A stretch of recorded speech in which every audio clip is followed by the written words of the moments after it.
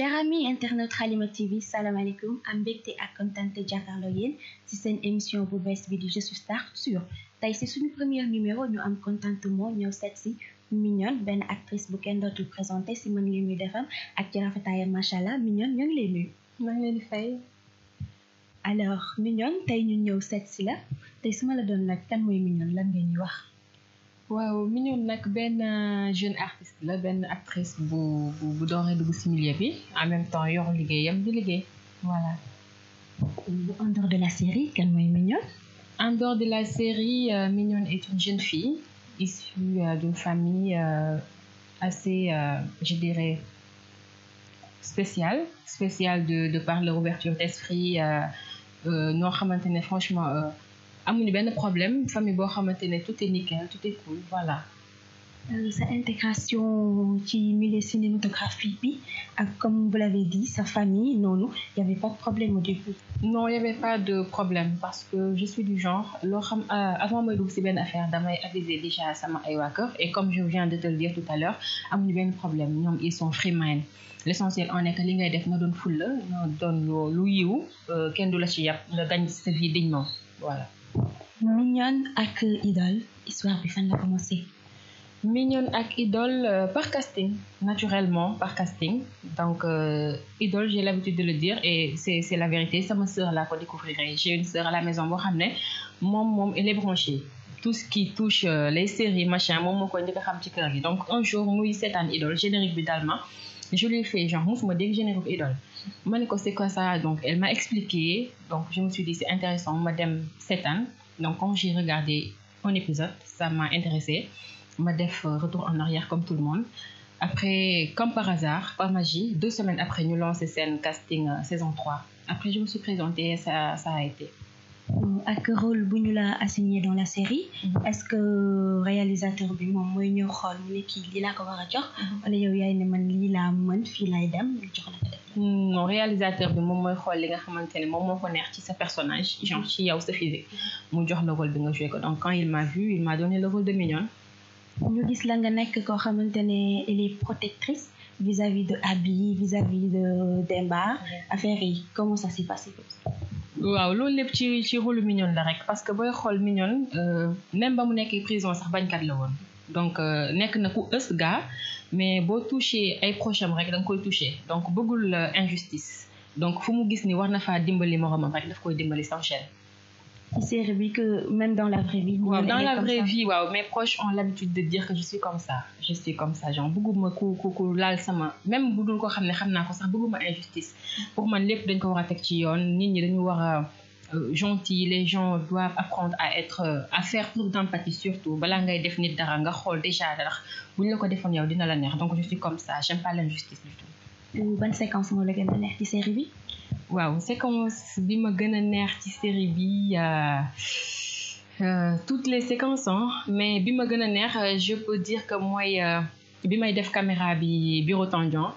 parce que boobu j'avais hâte génn carrément ma def caméra bi plutôt ci bureau bi loolu neex na ma parce que c'était pour aider tout le monde voilà. léegi en dehors de la série ñu gis leen yéen acteurs Idole yi que même en dehors de la série da ngeen di nekk en harmonie nekk di sympathiser affaire yooyu familiarité bi naka la demee noonu comme ça. waaw naturellement parce que Idole comme ni ñu koy waxee chaque jour xam naa ne yaa ngeen dégg loolu c'est une famille déjà ñun ñëpp a yam ñun ñëpp a bëggante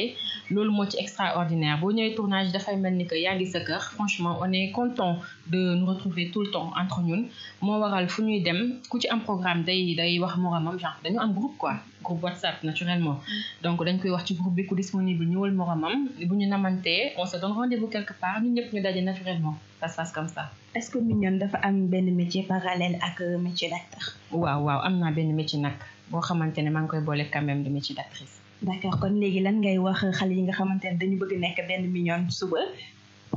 waaw ñi nga xam ne dañu bëgg a nekk benn Mignone suba c'est pas facile vrai que mën na nekk passion mën na nekk loo xam ne dama gis Mignone ci écran bi mu neex ma li muy def mu neex ma bien avant tout ça il faut que mu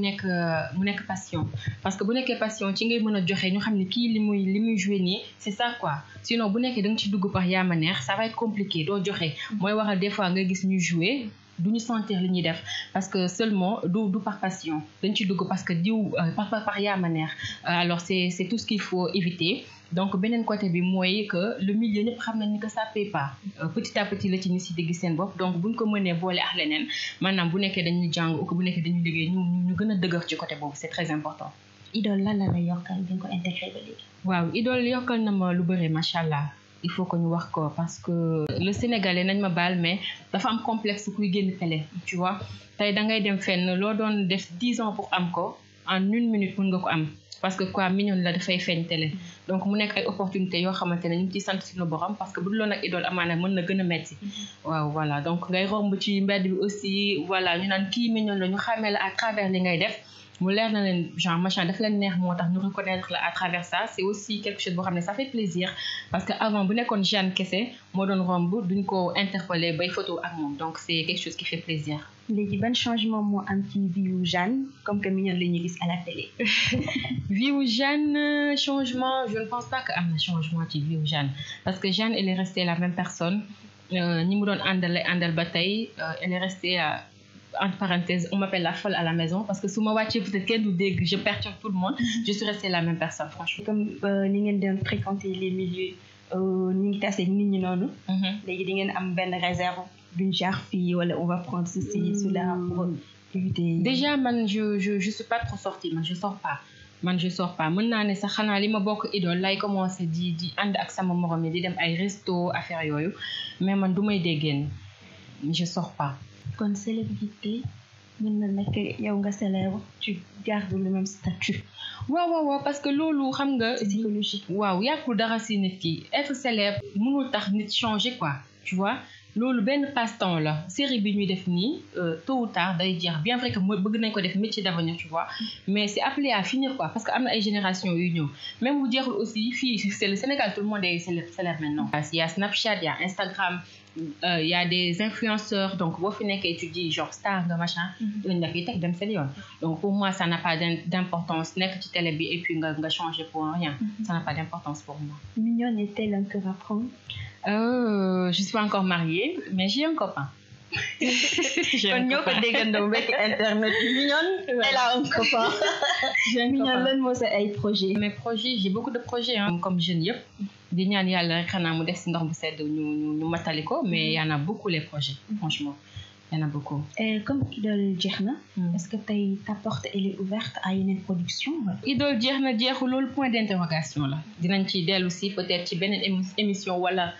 après di ngeen gisal seen bopp loolu mënuma ci prononcer pour le moment. Actuellement, je peux dire que maa ngi sous contrat avec Even Prod. Donc, pour le moment, bien vrai qu'il y a des maisons qui m'appellent, mais mënaguma dem quand même parce que maa ngi sous contrat. Ak Even Prod. Lan mooy sa mot de la fin. waaw di leen remercier yéen waa halima.com di big up waa team Mignonne ñi may di ma message de partout vraiment aw ma seen fay franchement parce que ils font mes jours je peux dire su ma stressé sax ba dugg ci Instagram wala Snap wala je sais pas dañuy def beneen sentiment ci man donc aw ma seen fay di remercier ma famille ñi nga xamante ne depuis que j'ai commencé ñu ngi may soutenir